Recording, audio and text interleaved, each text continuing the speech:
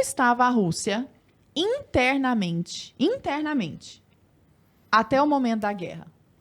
Com algumas pessoas muito ricas, comandando um Estado, se assemelha muito... Tem um famoso livro que fundou boa parte da política de Estado brasileira, a percepção dela, que é do Raimundo Fauro, Os Donos do Poder, que é basicamente ele constitui aquela tese muito circulada na Brasil Paralelo e por outros pensadores sobre a existência de um estamento burocrático que tem suas origens remotas em Portugal e que se apossou do Estado brasileiro para fazer uso como se fosse sua propriedade privada. Se a gente fala em isso que a gente chama de oligarcas, né? Um grupo pequeno de pessoas que mandam e desmandam, né? Algumas famílias poderosas que confundem Estado e propriedade e tal. Se a gente faz essa crítica no Brasil, que tem suas semelhanças na Rússia nesse sentido, a Rússia é bem mais. Ontem mesmo eu postei no Instagram a lista de jatinhos particulares registrados para alguns desses oligarcas. Aí a pessoa fala, mas é coisa pequena. Mas não é. Porque são jatos de 500 milhões de dólares, 600 milhões de dólares, 400, 300 e vários por cada um deles, né? Então a Rússia é conhecida, para quem já teve o privilégio de visitar Mônaco, a Rússia é conhecida pelas ostentações em Mônaco dos oligarcas, né? Os iates de 300 milhões, o cara do Chelsea lá agora, que foi polêmico, teve que fugir, falou que vai vender o Chelsea e tal.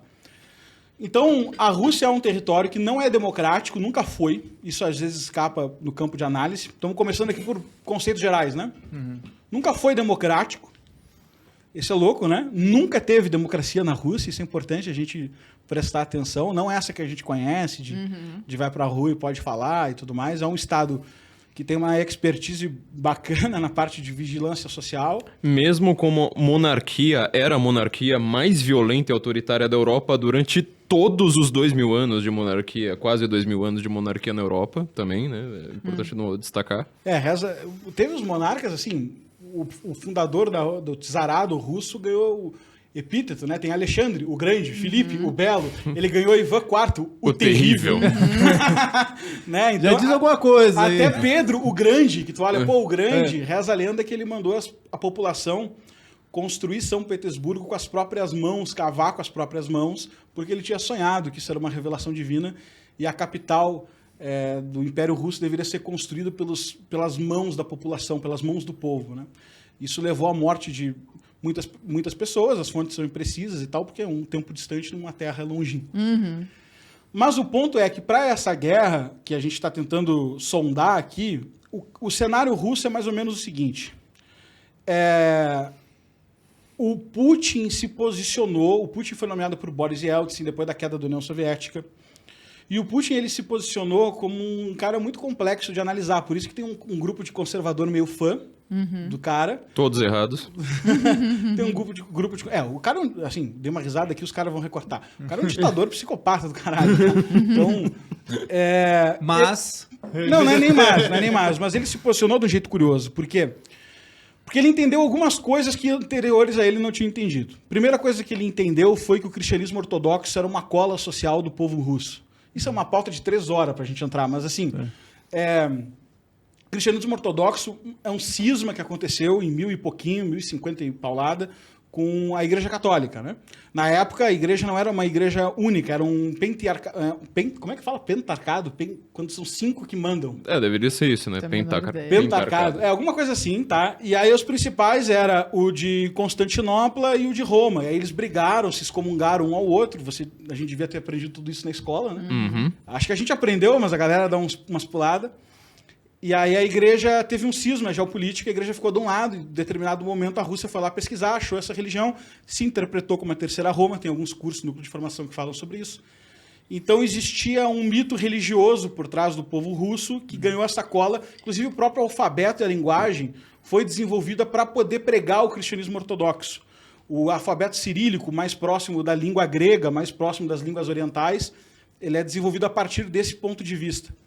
E aí ele cria essa cola social milenar, inclusive a União Soviética proibiu religião em determinado período, e mesmo passando 2 gerações, 70%, 80% do povo se diz cristão ortodoxo lá. Então é muito forte. E ele percebeu que isso era uma cola social. Então, daí vem os vídeos do Putin se benzendo, né? caçando e tudo Ou mais. conta também, tipo, LGBTs, essas outras pautas também, que a gente vê, tipo, a galera mais à direita acaba falando, olha lá, ó, o cara, é um Eu conservador. acho que isso não tem nada a ver nem com a religião, honestamente. É, Isso é uma coisa que as pessoas se esquecem, porque você vai olhar, por exemplo, para o Nicolás Maduro, que é um amiguinho do Putin, que pauta progressista que ele tem? Você acha que ele tá lá pensando em identidade de gênero para Venezuela? Não, isso não tem nada a ver. O que é importante, e assim segue, né, com todos os amiguinhos do Putin, isso é uma causa para mim muito mais política. Agora, o que é importante falar do cristianismo ortodoxo, que tem uma diferença muito grande em relação ao cristianismo que nós conhecemos, seja católico, protestante, etc., nos países mais ocidentais, é o seguinte: por ele acreditar, olha o bizarro da coisa, né? A gente tá discutindo isso, né? O católico acredita que Deus tem lá Deus Pai, Deus Filho, Deus Espírito Santo. Então, na verdade, é uma infusão do Espírito Santo que gera o Deus Filho. Ou seja, Deus Pai que coloca via Espírito Santo cria-se o Deus Filho. E o ortodoxo, a grande diferença entre o católico e o ortodoxo é simplesmente falar assim, não, para mim é direto esse negócio, assim, é Deus Pai, é como se fosse o Espírito Santo ser irmão do Deus Filho. É a única diferença. Você fala assim, nossa, mas é uma diferença que parece ser tão ínfima. Por que causa tanta diferença? Note. Tem uma diferença muito importante além dessa. Deixar a barba crescer. Deixar a barba crescer e ele é obrigado, o que é o patriarca dele, ele é obrigado a casar. Não só ele pode casar, como ele é obrigado. Você não tem patriarca sem ter filho, entendeu? Então essa é uma diferença muito grande para o cristianismo ortodoxo. Só que isso gera uma diferença muito grande. A figura paterna.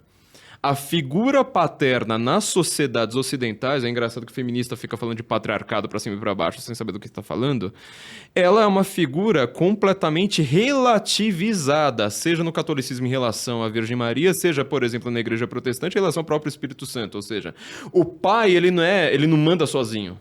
Ele não é aquele cara que ele tem o domínio, que ele chega lá e fala assim, o que eu falo aqui dentro de casa é lei. Tem seus casos, mas assim, isso é uma coisa meio até contrária à religião. Na igreja ortodoxa, no modelo ortodoxo, isso é a regra. Ou seja, o pai, ele é visto como quem manda. Então essa coisa de, discussão livre e pública, não sei mais o que, não funciona assim.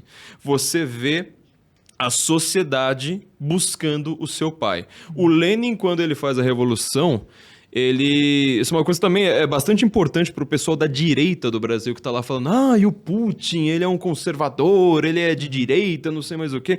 O Lenin, quando ele faz a revolução, ele percebe que existe a palavra vost, que significa algo como lida, é uma coisa assim meio próxima a, sei lá, o chefe, entendeu? E no campesinato russo, eles têm essa figura tão clara, que eles, como a gente fala o Senhor, só que no Senhor, assim, também no sentido litúrgico, né?